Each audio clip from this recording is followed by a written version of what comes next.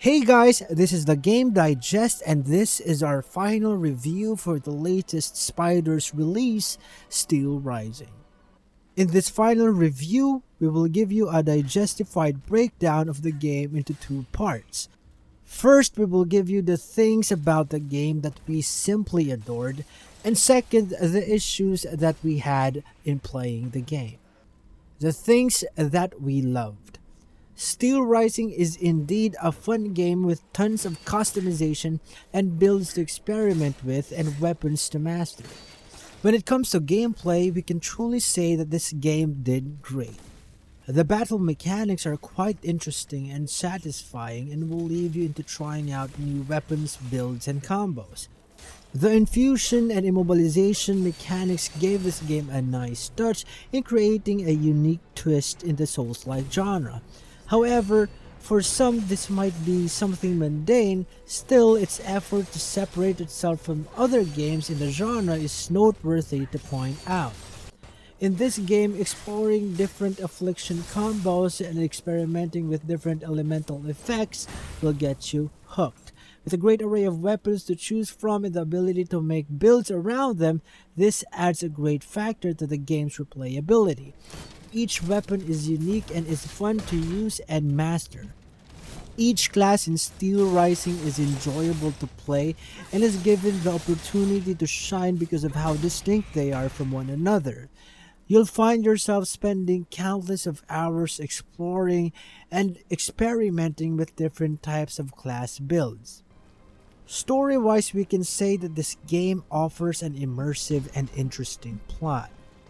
This game is perfect for history buffs, allowing you to take a journey into a world filled with historically significant events and characters. The environmental design is also great and will really take you to a whole new world set in a French cyberpunkish aesthetic. The art style is arguably novel for the Souls-like genre. You'll be able to explore and uncover great classical sceneries and architectures. The level design is also good, giving you the ability to roam and climb different buildings.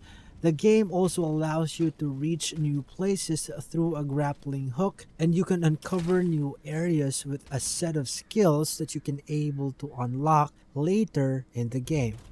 Enemy designs are also unique and refreshing. They're eerie, dark, and generally well made. The enemies are equipped with different movesets and abilities. They will really entice you to play longer and progress with the game. For the boss fights, though generally are less difficult compared to other Souls-like games, we still give the game merit for the complex boss designs and attacking patterns. Lastly, we love the way the game provides the player with an indicator in the anima counter that changes color when the player's anima essence levels up rather than just guessing every time you go back to the vessels or to the carriage. Issues. First is in the main character's movement. You will feel the clunkiness that seems like you're walking on top of thin ice with just your bare feet. This is a known issue with the game, and we'd like to think that this was purposefully done to make you feel like you're controlling a real automaton. Though comparing it with the game's early access beta, we can truly say that the movement has improved quite a bit and is now less clunky. Once you get used to it, you won't feel the clunkiness anymore and would seem that it's a normal way in how the game's lead character walks or runs. The second issue that we also encountered is the same one we found in the beta, where falling enemies are again reanimated. We know it's a minor visual bug, but it seems it can be a pain, especially when you're dealing with a lot of enemies all at the same time. We had hoped that the developers would have fixed this by now, but it seems that they didn't even bother to. There are also some visual bugs with the cinematics. Just like here, you can see Aegis defying gravity and floating in the air. Again, though we love the boss designs in this game, we can't deny the fact that the difficulty of each is mediocre and can be underwhelming. Lastly, you might feel an unbalanced design with the game's weapons, with some being extremely strong and broken, while others are just plainly mediocre. The Game Digest's final verdict.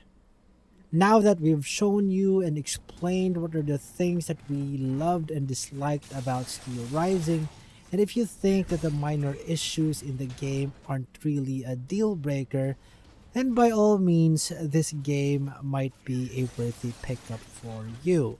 In general, all things considered, we give this game a thumbs up.